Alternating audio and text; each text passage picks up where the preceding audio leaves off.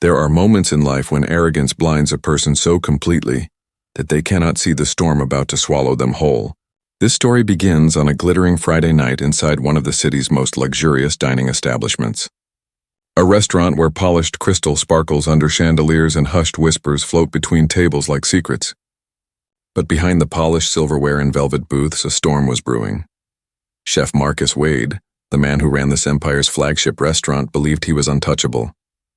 Years of praise had inflated his pride, and in his mind his word was law within these walls. His reputation as a perfectionist was infamous. His cruelty toward staff was whispered about in corners, but few dared to challenge him. Tonight, however, Marcus was about to make a choice that would end his career, expose his arrogance, and shake the very foundation of the company he served. The night had just begun when the maitre d' froze mid-step, her face pale as Marcus's sharp voice cut across the dining room. "Remove them," he barked, pointing to a couple seated at his finest table. "They don't belong here." Heads turned. Guests lifted their glasses mid-sip, watching in disbelief. The couple he sneered at was striking. A young black man in a tailored suit and a woman in an elegant white dress, her diamond wedding ring flashing beneath the golden lights. Their presence exuded grace and quiet confidence. Yet Marcus saw none of this. To him, they were trespassers. "We don't serve your kind here," he hissed loud enough for half the room to hear. "That table is reserved for real customers." The sting of his words fell heavy, but the husband did not argue. Instead, he calmly lifted his phone, scrolling through his contacts until his finger stopped on a name that made Marcus's fate all but certain. Legal department. What Marcus didn't know was that this couple wasn't just any pair of diners. They were walking into his restaurant with a plan that would turn his world upside down. Inside the kitchen, Marcus stormed back with his usual swagger. Pots clanged, knives chopped, and servers scurried to meet his impossibly high standards. To him, the evening carried special weight. Rumors had swirled that a major food critic might visit tonight, and Marcus was determined to seize the spotlight. His ambition was to crown himself the jewel of the entire dining chain. "Polish these glasses again," he snapped at a server. "I can see fingerprints from across the room. And tell Peter his risotto is still drowning. If he serves it like this, he's finished." The staff moved with rigid obedience, every one of them hardened by years of his tyranny. They whispered to each other, but always behind his back. To his face, they bowed. As Marcus strutted through the kitchen, the hostess, Emily, approached cautiously, her voice low. "Chef, there's a couple at the entrance asking for a table. They don't have a reservation." Marcus scowled. "We're fully booked," he declared. Emily hesitated, glancing at the dining room filled with several empty tables. "But sir, we have space. At least 3 open." "I said we're booked." Marcus cut her off sharply, his hand slicing through the air. "Those tables are for important guests, regulars, people who matter." Emily shrank back, but minutes later she returned, wringing her hands. "They're asking for management." "They mentioned corporate." Marcus rolled his eyes. "Of course they did. Always trying to play that card when they don't get their way." Meanwhile, at the entrance, the couple waited patiently. Their names were Daniel and Grace Miller. Newly married, young, radiant. And unknown to Marcus, they were far from ordinary customers. This was no casual night out. This was a deliberate test, a secret review. And the man who thought he ruled this dining hall was walking directly into a trap of his own making. Grace adjusted the strap of her dress, the diamond ring on her finger glinting as Daniel leaned close and whispered, "Ready?" She nodded, her eyes sharp. "Remember, we're just customers until the moment we decide otherwise." And with that, their quiet plan began to unfold. Marcus approached them at last, his practiced smile plastered on his face but never touching his eyes. "I hear there's a problem," he said, his voice dripping with false politeness. Grace returned his smile with calm precision. "Yes, we'd like that empty table by the window." "The one you're holding for a critic who canceled 20 minutes ago." Marcus froze. His confident mask faltered for the first time that night. How could they possibly know that? He forced a laugh. "That table is reserved. But I can seat you near the kitchen doors." He gestured dismissively to the worst table in the house. Daniel and Grace exchanged a glance. Without protest, they accepted. But as they sat, Marcus made a subtle hand signal to his staff. A signal everyone knew. Minimal service. Nothing special. From his vantage point near the kitchen, Marcus watched them with irritation as their evening unfolded. He didn't yet realize that every move he made, every sneer, and every word of contempt would soon come back to haunt him. And as Grace lifted her glass, her phone buzzed with a notification. She glanced at it briefly. All data compiled. Ready for review tomorrow. Marcus had no idea what storm was about to hit him. Marcus paced the kitchen like a restless predator. Every movement sharp, every word laced with contempt. His staff obeyed without question, though unease lingered in their eyes. They had seen him snap at guests before, but something about this couple unsettled even them. The server assigned to Daniel and Grace, a young woman named Sophie, returned nervously to the kitchen. "They ordered the tasting menu," she reported. "With the premium wine pairings. The gentleman asked about our suppliers. The lady wanted to know why our signature dish is different from the one at the downtown location." Marcus scoffed, trying to impress each other with knowledge they pulled from the internet. They probably saved up for months just to sit here and act sophisticated. His sous chef, Aaron, shifted uncomfortably. They knew about the critic canceling chef. That's odd. Coincidence, Marcus snapped. Now focus on the food. Yet as he stormed back toward his post, doubt whispered at the edges of his thoughts. Who were these people? Their calmness irritated him. Their questions annoyed him. And their confidence, especially their confidence, ate at him like acid. When Daniel requested to speak directly with the chef about a wine pairing, Marcus sneered. Instead, he sent the sommelier. Minutes later, the wine director returned, visibly unsettled. "They're unusually knowledgeable. The gentleman corrected me on the vintage of our Bordeaux. The woman asked why the recipe for our signature dish no longer matches the founder's original notes." Marcus's jaw clenched. Were they reviewers? Competitors? Spies? He needed to know. Determined to gauge the threat himself, he carried their appetizers to the table. He forced his most polished smile. "Our signature crab cakes with saffron aioli," he announced, setting the plates before them. Grace took a bite, her expression unreadable. "Interesting interpretation of the original recipe," she said lightly. Marcus froze. "Original recipe? This is my creation, is it?" Daniel asked, his smile polite yet strangely challenging. Marcus returned to the kitchen with fury burning in his chest. Pulling out his phone, he began frantically searching social media for their faces. Nothing. No critics, no food bloggers, no known competitors. It was as if they were ghosts. That absence of information only deepened his paranoia. Back at the pass, Aaron placed finishing touches on their main courses. He shaved extra truffles and added an elegant balsamic drizzle, small gestures reserved for VIPs. Marcus's eyes narrowed.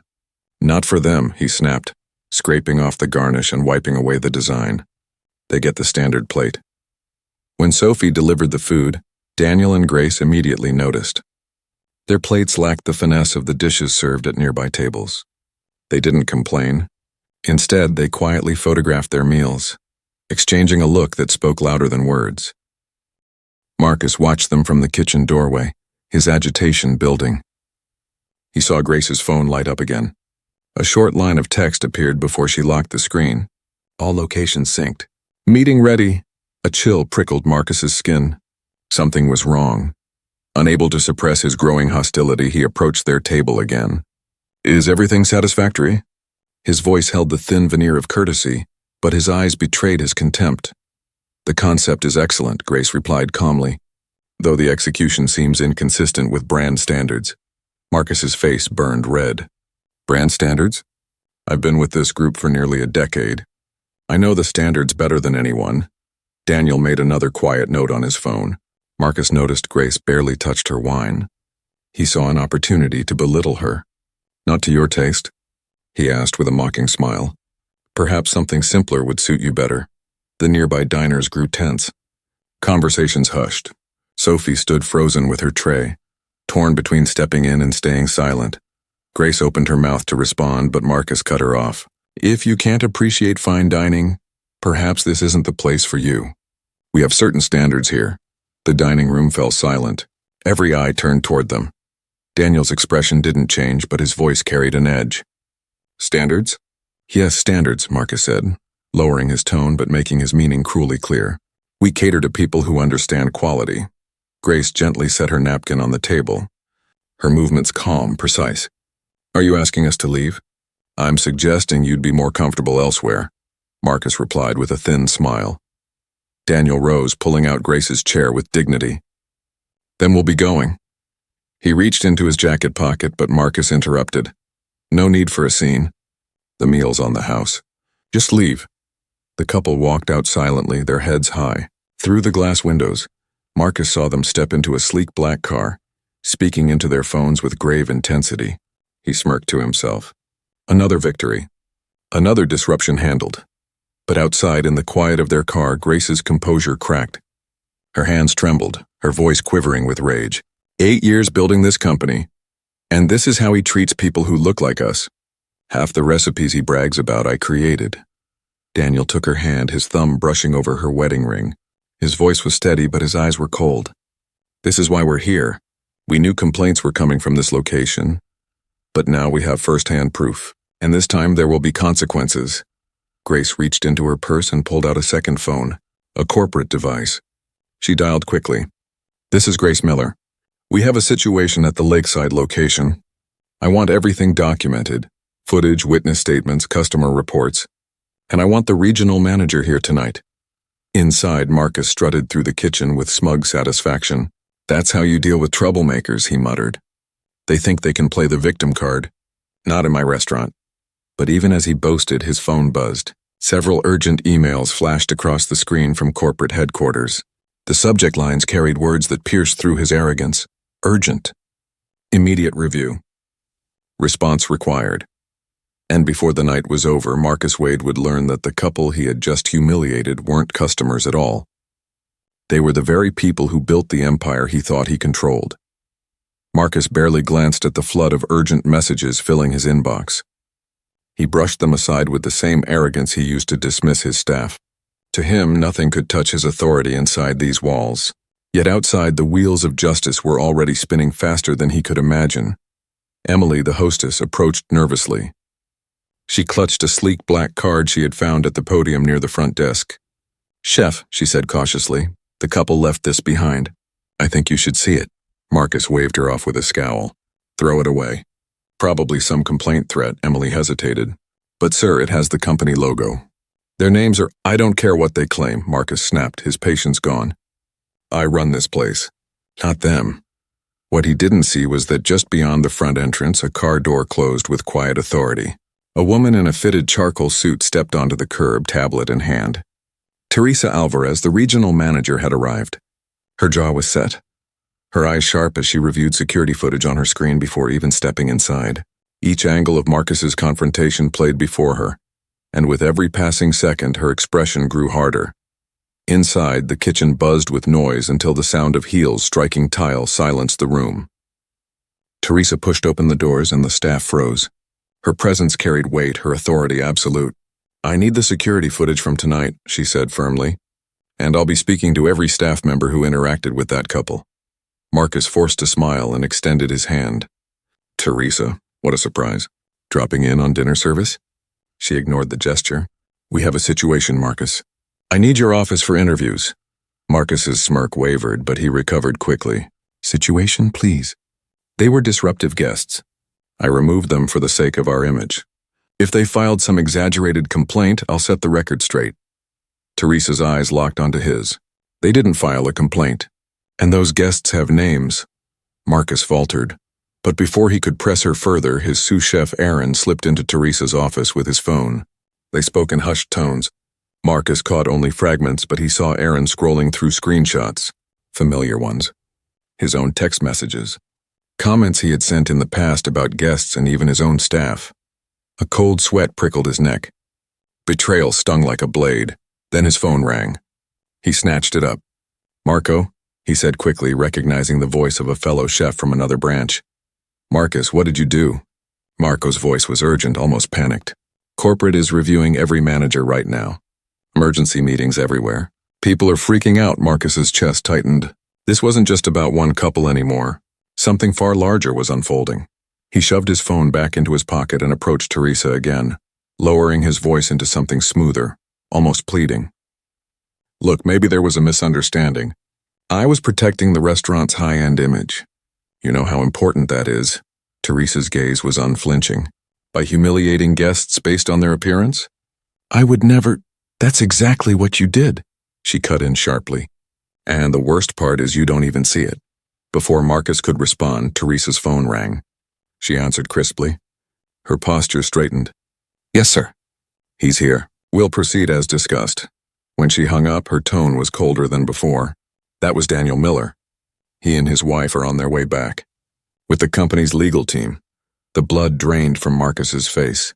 He stumbled into his office, slamming the door behind him. His fingers flew across his laptop, typing Daniel and Grace Miller into the company directory. And then he saw it. His heart dropped as the profiles loaded.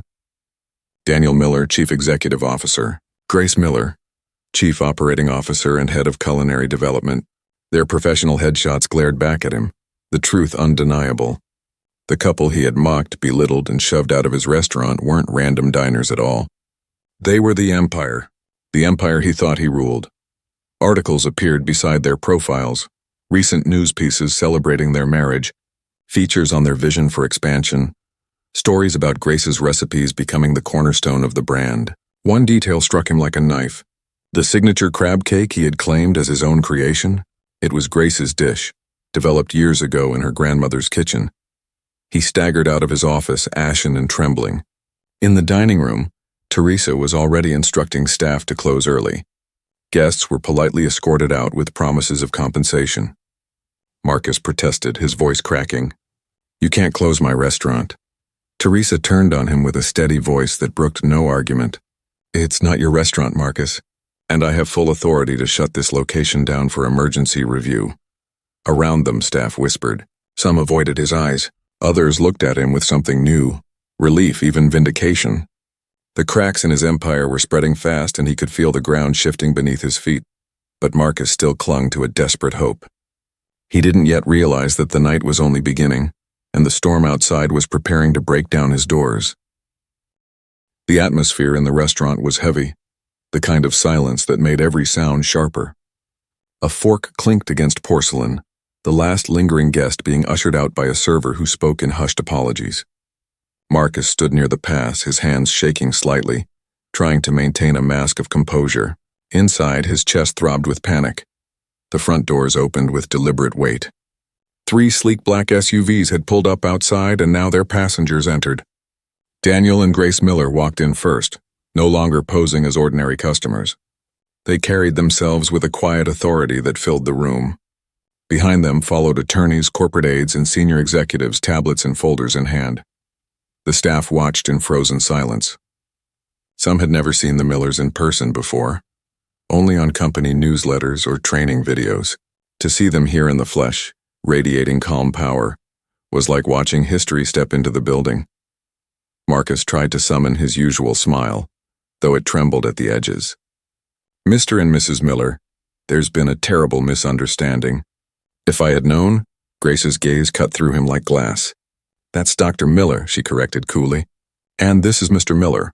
And no, Marcus, there is no misunderstanding. Daniel's voice followed, even and steady, carrying weight without needing to rise. We've reviewed the footage. We've spoken with witnesses. We know exactly what happened here tonight. Marcus's throat went dry. His eyes darted to the staff, hoping someone might come to his defense. But instead, Sophie stepped forward, her hands trembling slightly as she held out her phone. I have documentation, she said softly but firmly. For months I've kept notes. Chef Marcus has sent guests of color to poor tables regardless of reservations. I've seen it again and again. Her words broke something open. One by one, others began to step forward. The bartender admitted he'd been ordered to water down drinks for certain guests. Emily, the hostess, revealed patterns in seating instructions. Even the dishwasher, quiet until now, spoke of insults and dismissive remarks thrown casually in the kitchen. Marcus's jaw dropped. You've all been against me? His voice rose, cracking. You're twisting things. I was protecting our standards. Daniel's eyes darkened. Standards are not an excuse for discrimination. The weight of that truth hung in the air. Teresa stood nearby, her expression cold. Marcus, your staff has been covering for you out of fear. Tonight that ends. He stumbled back, pressing against the counter for support. The walls felt like they were closing in. His phone buzzed again. More emails from corporate. words blaring on the subject lines. Emergency, immediate compliance, internal review underway, and then the room shifted again. Every head turned as Grace stepped forward, her heels echoing on the tiled floor. Her voice was calm, but the steel beneath it was unmistakable. "Marcus, you remember those crab cakes you claimed as your creation? That recipe came from my grandmother's kitchen. I perfected it when I was 24. Tell me again, chef, how you invented it." Marcus's mouth opened, but no words came out. The silence that followed was devastating. His reputation, the foundation of his pride, crumbled in front of his staff, his employers, and his own conscience. Daniel gestured toward the adjoining conference room. "We'll continue this more formally." It wasn't a suggestion, everyone moved. Attorneys set up documents. Teresa directed staff, and executives pulled out tablets. The dining room had transformed from a place of fine cuisine into a courtroom, and Marcus was the one on trial. As the staff gathered, Daniel tapped the wall-mounted display. The screen lit up with the Millers' profiles and their history, years of building the company from nothing, their vision of inclusivity, their public mission statement. Grace's culinary achievements appeared, from her training abroad to the award-winning dishes she designed. Daniel's rise from a single restaurant owner to CEO filled the screen. Grace looked across the room, her voice quiet yet carrying to every corner. "We began visiting our locations in secret 3 weeks ago. 12 so far. 10 offered excellent service. 1 had quality issues but respectful staff. And then there is this location. Daniel took over. Financially, this branch performs well. But the data shows something troubling. Guest complaints here disproportionately come from people of color. We thought it was statistical noise. Tonight proved otherwise." Teresa opened a folder. "Preliminary interviews show at least 17 documented incidents in the last 6 months, where Marcus gave preferential treatment based on appearance or perceived status." "That's absurd." Marcus burst out, desperation in his voice. "I treat VIPs differently because they're valuable to business." "That's just hospitality." Grace's eyes narrowed. "And how do you define VIPs?" Marcus stumbled over his words. Before he could answer, Daniel pulled up the reservation system records. "Our data shows that white customers with identical spending patterns and visit frequency were 3 times more likely to be given premium tables than customers of color." "This isn't hospitality, Marcus. It's bias." The evidence piled higher with every passing minute. Staff testimonials, recorded incidents, even Marcus's own text messages displayed on the screen for all to see. He felt himself shrinking, his arrogance stripped away layer by layer until only fear remained. Grace stood once more, her presence commanding. "My grandmother couldn't have been a customer in a restaurant like this, much less a chef. I built this company's identity on the principle that no one should ever feel that way again. Yet here we are watching you undermine everything we stand for." Daniel's voice joined hers, calm but cutting. "This isn't just about you, Marcus. It's about the values of our company, and tonight you violated them in front of every person in this room." The staff sat in silence, the weight of truth pressing down on all of them. Marcus's empire had collapsed, and the judgment was only beginning. The following morning, the glass towers of corporate headquarters reflected the rising sun. Marcus stood outside, staring at the sleek facade as though it were a fortress he no longer had the key to. He wore an ill-fitting suit pulled hastily from the back of his closet, a poor disguise for the fear etched into his face. The man who once strutted through kitchens with unchecked arrogance now walked like someone headed to his own sentencing. Security didn't ask for his name. They already had orders. He was escorted straight to the top floor, down a hushed corridor where conversations died as he passed.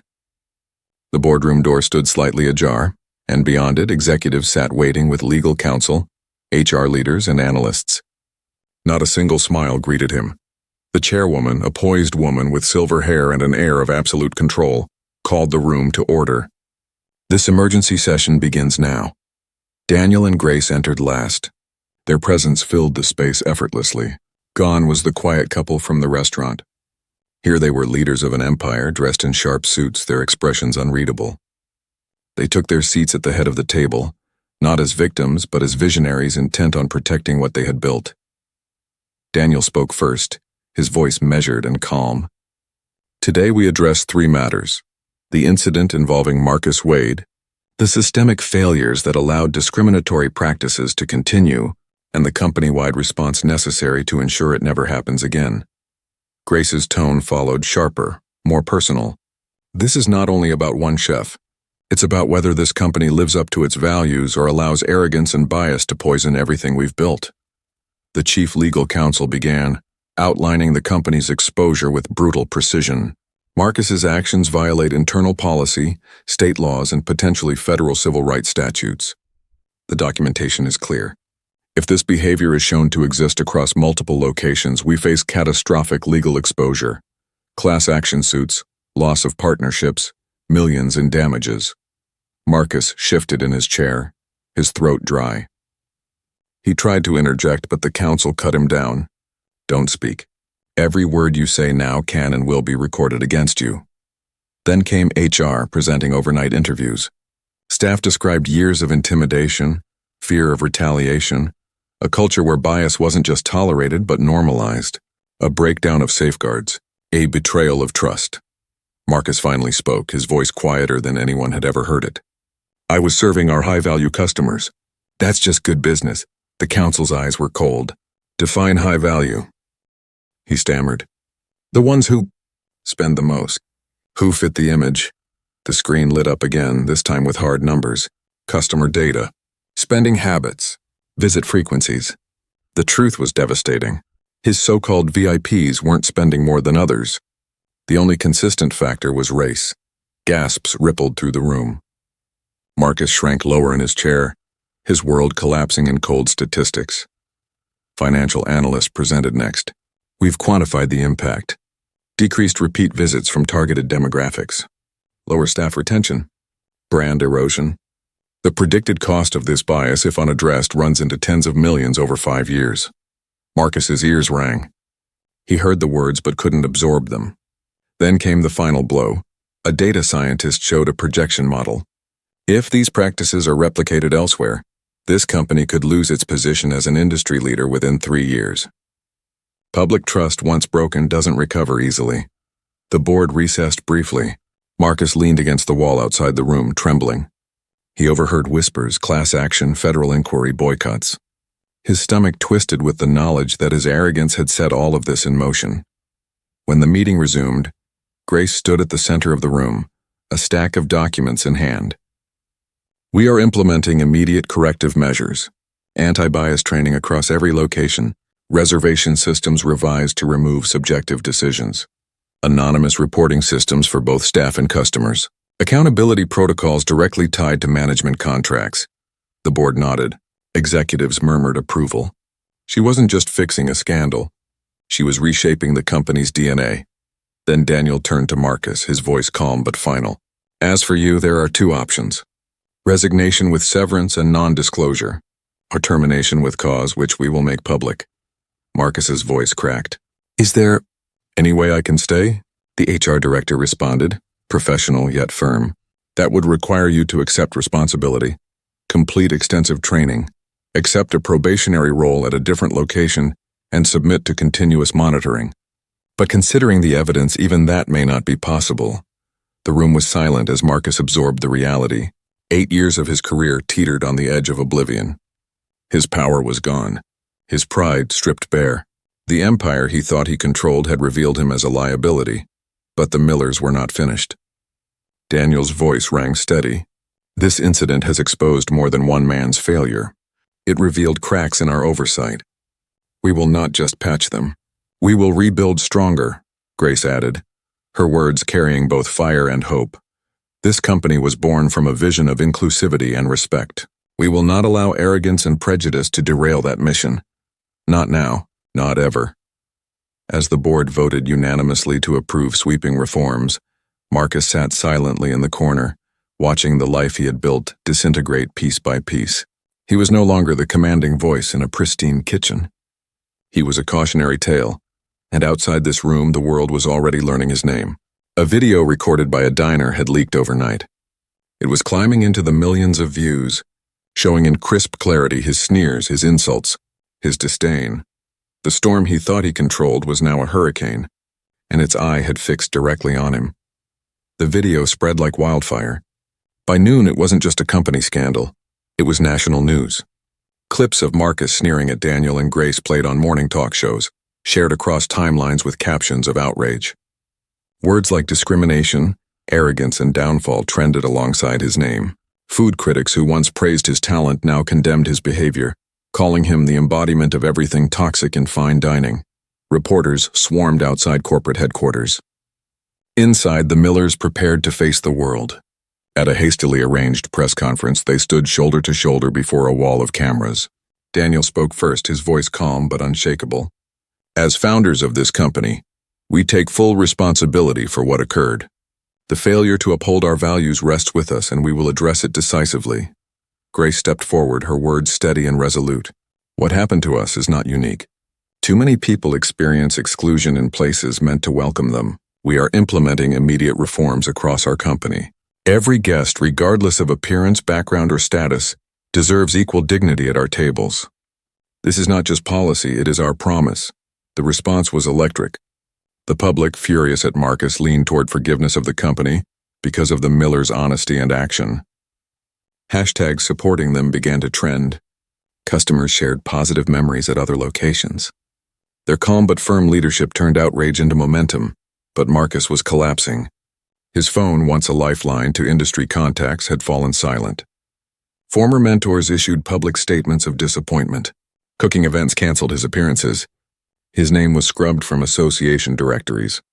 He walked the streets of his own city and felt eyes on him, strangers whispering his name like a curse. 3 days later, he stood before the company's ethics committee. The final judgment. He looked smaller than ever, hunched, his once booming voice barely more than a rasp. I came prepared to defend myself, he admitted, but watching that video, hearing my own words, there is no defense. I don't recognize the man I became. I hurt people, betrayed the profession I claimed to love, and damaged this company beyond repair. Whatever decision you make, I accept it. The verdict came swiftly, termination with cause, mandatory bias training before he could even hope for a basic industry reference. His career, built over nearly a decade, erased in minutes. 6 years of pride, destroyed by 6 minutes of exposure. As he left the building through a side exit to avoid reporters, the world outside had already moved forward. The Millers had transformed scandal into revolution. At the National Restaurant Association's annual leadership conference weeks later, Daniel stood before thousands of industry leaders. Hospitality is not a privilege for some, he declared. It is a promise for all. The finest restaurants are not measured only by food but by dignity. Behind him, a massive screen displayed their new program, the Inclusive Hospitality Initiative. Concrete standards, bias training, accountability metrics, a blueprint for an industry ready to change. Grace, the architect of the reforms, watched from the front row, pride in her eyes. What began as a humiliation had become a movement. At the very restaurant where Marcus's downfall began, change blossomed. Sophie, once a nervous server, had been promoted into leadership. Kitchens filled with diverse talent thrived under a culture of respect. Reservation systems were rebuilt to eliminate favoritism, ensuring fairness for every guest. Staff who once whispered in fear now worked with pride. Industry publications that once covered the scandal with sensationalism now praised the Millers' reforms as a model. Competing restaurant groups scrambled to adopt similar policies. Culinary schools revised their curricula to teach not just technique but equity. An entire industry began to shift because of one night's exposure. Marcus drifted into obscurity. After completing his mandated training, he opened a modest catering business in another state. Humbled, a ghost of the chef he once pretended to be, his name lived on only as a warning, cited in management courses about what happens when arrogance blinds a leader to humanity. 1 year later, Daniel and Grace stood inside their very first restaurant, the small place where their empire began. The staff had just finished closing duties, laughter echoing in a space now more diverse, more alive than ever. Grace adjusted the framed mission statement on the wall, to create spaces where everyone experiences the dignity of exceptional service. The words carried new weight, forged in fire. I never thought our wedding trip would change everything, she murmured. Daniel slipped his arm around her. Sometimes it takes disruption to create transformation. They moved to the tasting table where their new executive chef presented seasonal dishes, inspired by Grace's grandmother's recipes. Updated but honored. Every bite tasted of legacy, of struggle, of resilience. As they ate, Daniel reviewed the latest reports. Customer satisfaction at record highs, turnover at historic lows, profits soaring. Across the industry, their initiative had spread. Nearly half of fine dining establishments nationwide had adopted inclusive protocols. For the first time, critics began rating restaurants not only on food and ambiance, but on fairness. The change was real, visible, undeniable. Later that night, as they reviewed applications for their scholarship fund supporting young chefs from underrepresented communities, Grace paused. "Sometimes I wonder if we should thank him. Without that night, would we have seen the rot so clearly?" Daniel shook his head gently. "No, we don't thank arrogance. We thank resilience. What matters isn't what tried to break us. It's what we built afterward." They looked around their small office, walls lined with photos from their journey. Not just a restaurant empire, but a movement. A reminder that hospitality is not about status or appearance, but humanity. And in that truth, the story reached its final lesson. Justice is not always loud or violent. Sometimes it comes quietly, through accountability, through change, through transformation. A table once poisoned by exclusion had become the foundation of an industry reborn. Everyone deserves a seat. And true hospitality begins the moment you see the human being in front of you.